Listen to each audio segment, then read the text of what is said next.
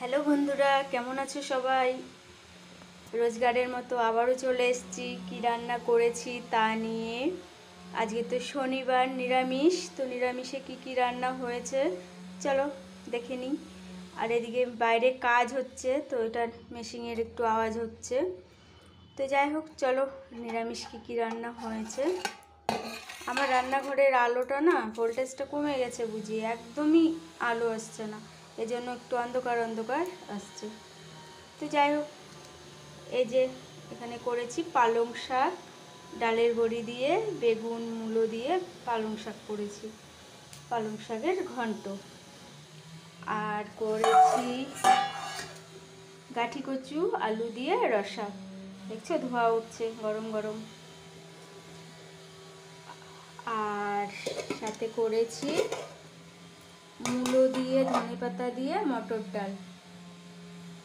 আর করেছি পাঁপড় ভাজা মেয়ের জন্য, অল্প করে, অল্প না, এই বাটিটা ভরেই ভেজেছিলাম, আমার মেয়ে এমনি এমনি খেয়ে নিয়েছে।